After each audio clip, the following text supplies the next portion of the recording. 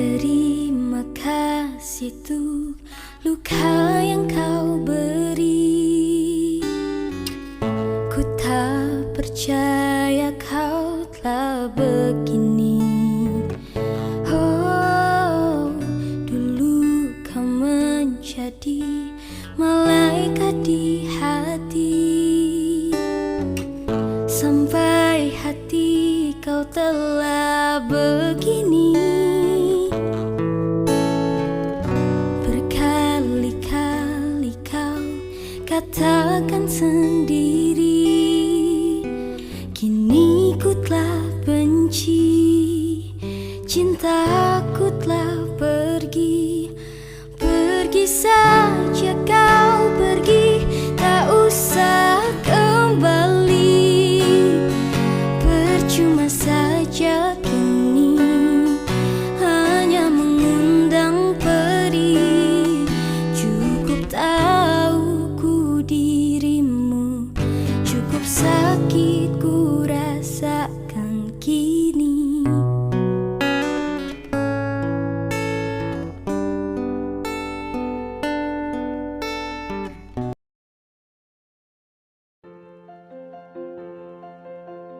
Hai semuanya, kembali lagi di podcast Kecil D. Nah, kita sudah dibuka nih oleh lagu pembukaan dari Geisha dengan judul lagu Pergi Saja. Nah, covernya ini dari Gabriela Cynthia, seorang penyanyi cantik dengan suara yang sangat merdu.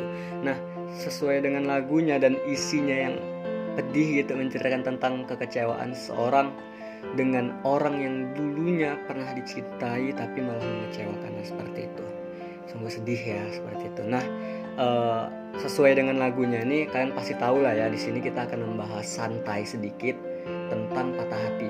Makanya di sini judul dari podcast kali ini kami buat menjadi podcast kecil opini tentang kenapa kita bisa patah hati.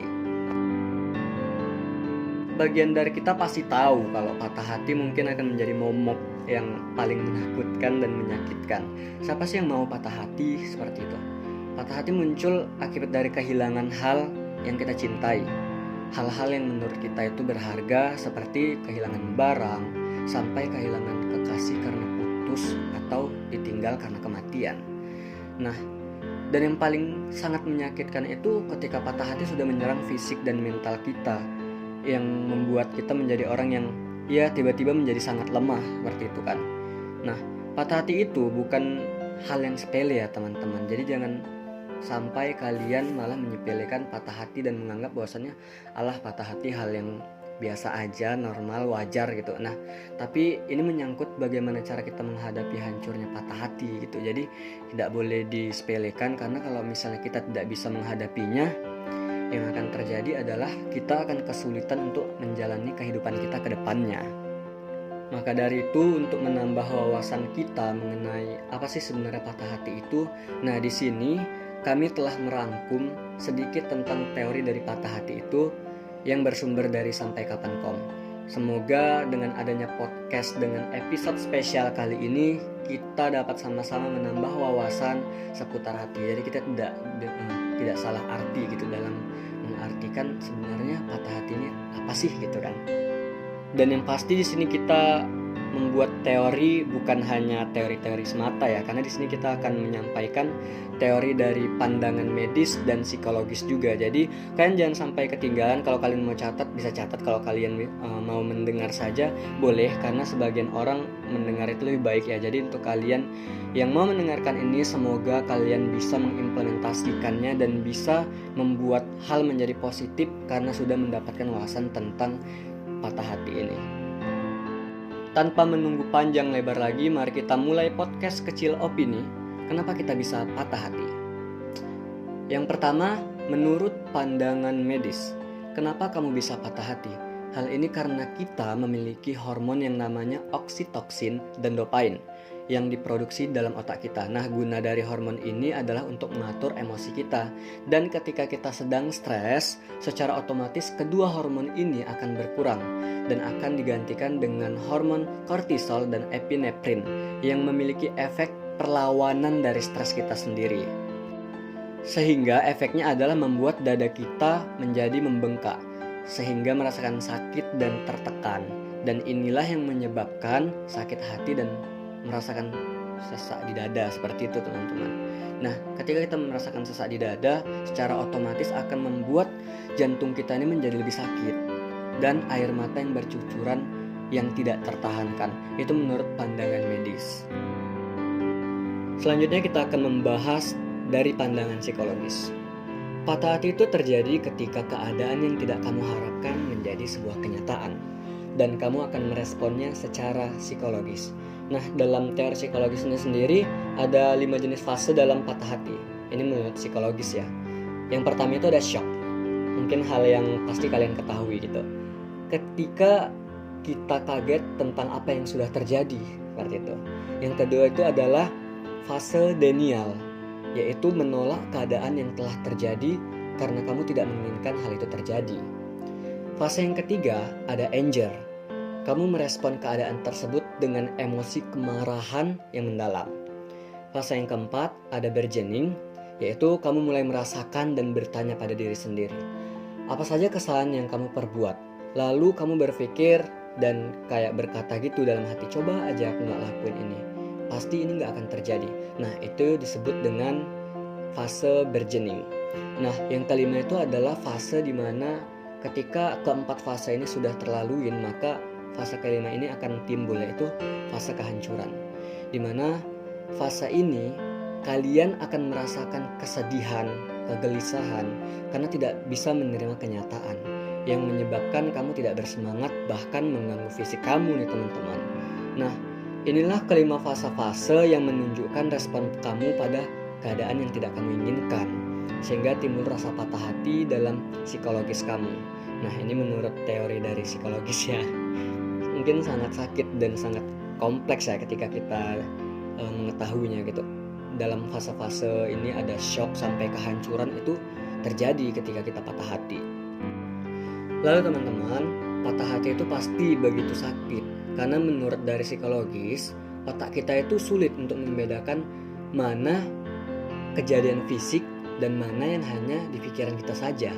Itulah mengapa ketika kita sakit hati, kayak hati kita yang sakit namun dampaknya ke fisik kita gitu, kayak seperti kita kehilangan mood. Nah, ketika kita kehilangan mood, kayak semuanya itu kita malas ngelakuinnya, bahkan sampai hal yang sangat krusial kayak makan pun itu kita nggak lakuin karena mood kita lagi hancur, seperti itu kan. Makanya aku saranin nih untuk kalian harus lebih mencintai diri kalian sendiri daripada kalian mencintai orang lain terlebih dahulu gitu.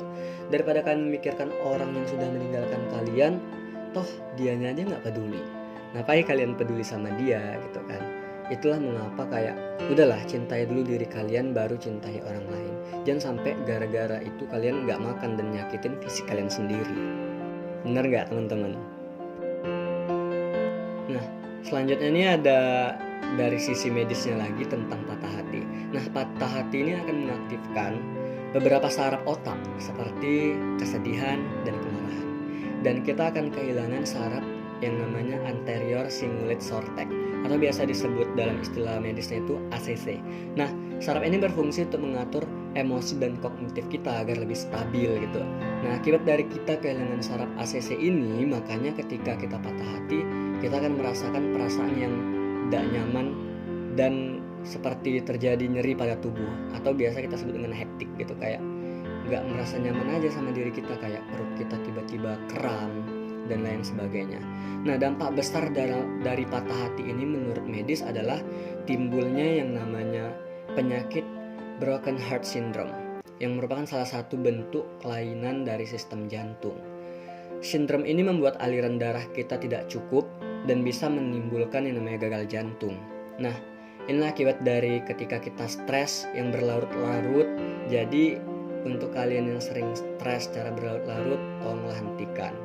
Dan mungkin untuk kalian di luar sana, para fuckboy ataupun fuckgirl gitu ya kan, cobalah kalian stop untuk datang lalu pergi gitu, karena cinta itu nggak sebecanda itu teman-teman. Janganlah kayak datang terus meninggalkan gitu.